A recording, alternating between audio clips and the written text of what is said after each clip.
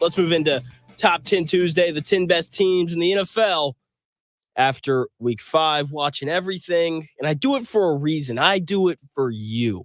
That way you get informed opinions on every single team in the NFL. For example, I told you that the 49ers wouldn't make the playoffs. Now they're 2-3. They don't look too good without good old Christian McCaffrey, but that's beside the point. As always, we start off with number 10. The 10th best team in the NFL after 5 weeks is the Atlanta Falcons. Kirk Cousins makes that offense better.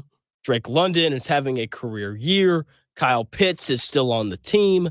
Bijan Robinson's one of the best running backs in the NFL. The offensive line is good. Got some questions about the defense, but this offense is amongst the most talented in the NFL. They've got playmakers, at every skill position. Kirk Cousins looks better and better week after week coming off of that Achilles injury. Okay, they're going to win games in this bad division because of that. Okay, I like their safety duo. Outside of that, defensively, I've got a lot of concerns. Number 9, the Seattle Seahawks. After starting 3-0, the Seattle Seahawks have now lost back-to-back games to the Lions, which is understandable, especially considering their entire starting defensive line missed that game. Right, so they lose to the Lions. I wasn't concerned. And then they lose to the Giants on Sunday. Okay, saw an incredible blocked field goal to end that game. Dude for the Giants jumps over the long snapper, blocks it. They pick it up, run it back the other way for a touchdown. But that game could have gone to overtime. And it's one of those things where sometimes you just got to tip your cap. Danny Dimes played the best game he's played in 2 years. No Malik Neighbors. And the Seahawks seemed content to make him beat them, which I feel like would be the strategy you would employ against the Giants, like make Daniel Jones beat you. And he did. He played well, right? I thought it was the right strategy, just the wrong day. I still like this defense. They got to get healthy. I still like Mike McDonald. Okay, they're battling some injuries, but this is still one of the better teams in the NFL. Number 8, the Buffalo Bills. They also started 3-0. They have lost their last 2. The Ravens blew them out. Then they lost on the road against the Texans on Sunday. Could have won, but they had some questionable play calling down the stretch that allowed the Texans an opportunity to kick a game-winning 59-yard field goal. Either way, I still trust Josh Allen. I know he struggled against Houston. Okay, didn't complete most of his passes. But once again, if Joe Brady just manages the clock a little better, they're backed up on their own 1, up by, or game's tied. Just run the ball 3 times, make the Texans use their timeouts, get out from the 1-yard line, okay, and, punt it away, make Houston actually have to work, because when you punt from your own 1, I mean, the opposing team just has to get 1 first down, and they're in field goal range. And that's exactly what the Houston Texans did, and, they were able to win a really tough game. But once again, I still trust Josh Allen. I know he wasn't very good against the Texans, but they have a good run game. The defense is banged up, but, Josh Allen gives the Bills a shot to win games. And even though this defense is a little roughed up, they're still solid enough to give Josh Allen and this offense chances to win games. So I've got the Bills at number 8. Number 7, I've got the Houston Texans. I was going to rank them higher, but Nico Collins going out with a hamstring injury makes me a little more hesitant to move them up the rankings here on the Real Jonathan Smith Show on Top 10 Tuesday, the 10 best teams in the NFL after week 5. Okay, Nico Collins is their best receiver. He was pacing for 2,000 yards on the year, which is nuts. And they're going to miss him. Okay, I like this defense. They've got a pass rush, good secondary, good linebackers that play downhill. Plus, CJ Stroud. When I watch the Texans, they feel like Chiefs light. That they just feel like the Walmart version or the off-brand version of the Chiefs. Good weapons, good defense, good head coach. I like the coordinators. And then you've got CJ Stroud, who, like Patrick Mahomes, just consistently makes the plays that you need your quarterback to make late in games. Okay, he'll run for a first down. He'll get out of the pocket, extend the play, find Stephon Diggs or Tank Dell or Nico Collins for an important first down. Like he just continues to find ways to push the Texans over the top, right? They don't score a ton of points, but just like the Kansas City Chiefs, that Houston Texans offense does just enough to win games. And it's usually because their quarterback is pretty good. That's what's going on with the Houston Texans. I've got them at number 7. Number 6, the Green Bay Packers. Jordan Love's back from injury. They got a much needed win on Sunday, almost lost one to the Los Angeles Rams. The story, though, for the Packers has not been the offense. Okay, it was for 2 weeks when Malik Willis came in and beat the Colts and the Titans, but I really like their defense. They've got playmakers everywhere on both sides of the ball, but defensively, like they've got some dudes that can really play. Quay Walker, really solid player. Jair Alexander, that's one of the best corners in the NFL. Xavier McKinney has an interception. I believe he had an interception in their first 4 games of the year. Like there's a lot of talent on the defensive side of the football. If they get after the quarterback, and they've got good players on the back end of their defense. And then offensively, I mean, needs no introduction. Jordan Love, okay, coming off a great second half of the season last year. Josh Jacobs, one of the better running backs in the NFL. Jalen Reed, Romeo Doubs. Like they have 2 good tight ends. Like there's a lot of talent on this Packers team. And Matt LaFleur is a good coach. I think he proved that to everyone when they won 2 games with Malik Willis, because that's not an easy thing to do. So the Green Bay Packers are at number 6 on this week's top 10 teams in the NFL. Number 5, the Washington Commanders. Hopefully you listened to me before the year started and you took the over on their win total, because they have the best offense in the NFL. I didn't think that that's why they'd win games, but that's why they've won games. Okay, they just do nothing but score points. I could be the punter for the Washington Commanders, because I just get to sit there and collect a check. You could be the punter for the Washington Commanders, because you get to sit there in the uniform and look cool. Like that is who this team is. Cliff Kingsbury has come in and just done an excellent job as the offensive coordinator, helping, Jaden Daniels, be the best version of himself. Okay, their offense doesn't feel that complicated. Like it doesn't. It feels like it's a lot of short, easy passes for Jaden Daniels, like a lot of screens, a lot of easy reads. And then from time to time, they take a deep shot down the field and Jaden Daniels throws a beautiful deep ball.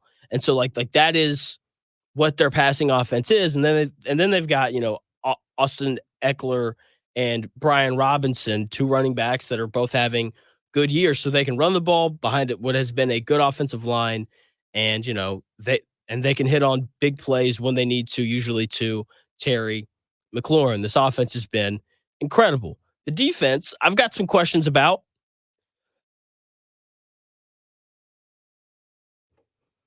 They've got a lot of, just like not popular names, like Bobby Wagner's the middle linebacker, which you like, but he's older. Like there's a lack of talent on the defensive side of the ball. And watching the Commanders is why I think Gus Bradley has no excuse to not be a better defensive coordinator despite the injuries, because the Commanders don't have a ton of talent. And I've sat here and I've watched Dan Quinn, a defensive-minded head coach, do masterful things with this defense. Like they are blowing teams out, because this offense is not only on fire, but Dan Quinn has also done an incredible job with this defense. Okay, if the offense keeps rolling like this, okay, even if the defense doesn't continue to play at this level, this Washington Commanders team is going to be tough to beat. That's a good football team right there. Number 4, the Detroit Lions. They are 3-1. They were on a bye week this last week, which stinks because I like watching the Lions play football. They're must watch for me. But before they went on that bye, they played their best game of the year, hung 42 points on a good Seahawks defense, right? Who once again didn't have any of their starting defensive linemen, but that's fine. Okay, the Lions are improved defensively. Their secondary has some rough spots, mainly corner number 2, which is rookie Terrion Arnold. But look, he's a rookie out of Alabama. like I think that the three hardest positions to play, four hardest positions to play in the NFL as a rookie are edge rusher, quarterback, cornerback, and wide receiver. Okay, like those are four positions that it usually takes some time to kind of understand the learning curve of playing in the NFL.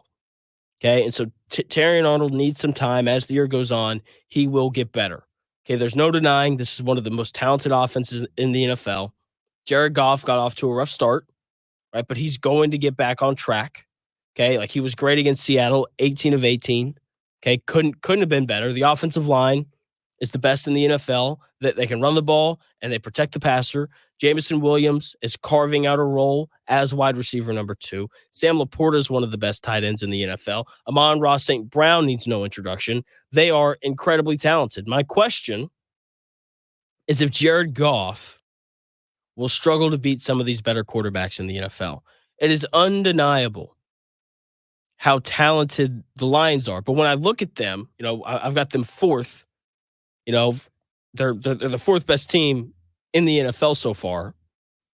And the reason why I don't have them higher is because when I look at the other teams, the quarterbacks are just better, except for maybe the Vikings who are in front of them. Right? But either way, I mean, like when they play, I'm trying to think. There aren't a ton of great quarterbacks in the NFC. But like last year, like he probably should have gotten outdueled by Matthew Stafford, who didn't have Cooper Kupp. I'm still not selling my stock on the Rams, by the way. When Kupp and Nakua come back, that's going to be a really good football team. Anyway, number 3, the Baltimore Ravens. I don't care that they're 3-2. That's an incredibly good football team. That is the third best team in the NFL. Lamar Jackson is once again playing at an MVP level. That'll change when the playoffs start. He'll look like a normal human being around that time. But last week, if you remember, I had them as the 4th ranked team in the NFL behind the Lions. But if the Ravens played the Lions today, I would take the Ravens to win. And it's for one simple reason. They have Lamar Jackson, and the Lions do not. Okay, like he's incredible. Once again, I don't know if you watched that Bengals-Ravens game. It was wildly entertaining. I'm excited to watch the Ravens play the Commanders. I believe that's this Sunday. Those are going to be 2 awesome offenses going at it. And Lamar Jackson he's incredible.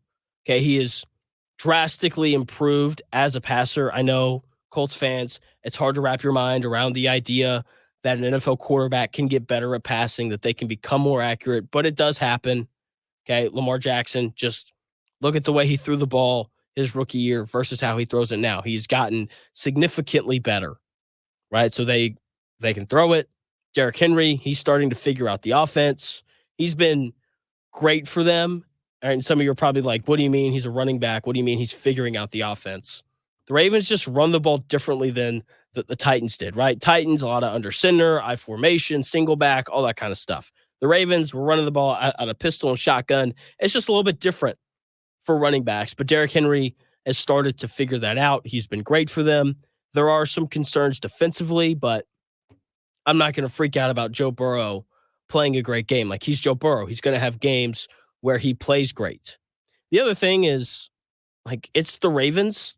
Like, forgive me for thinking that they'll figure out the defensive side of the ball. That's just, like, they've been good defensively ever since John Harbaugh showed up, and they were good defensively before he got there. So the Baltimore Ravens, incredibly impressive. Don't care that they're 3-2. Could be 4-1 if, likely could get a foot down there against the Chiefs. Number 2, the Vikings, 5-0. Sam Darnold wasn't good on Sunday. 14 of 31, 179 yards, and an interception. Didn't matter.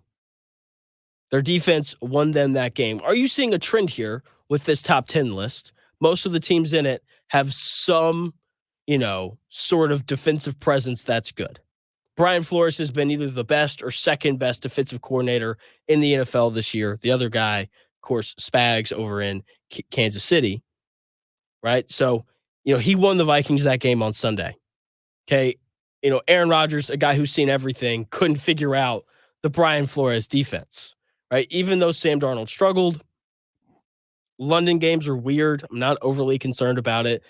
And even though Darnold struggled, like Kevin O'Connell still figured out a way for this Vikings team to score 23 points against a good Jets defense.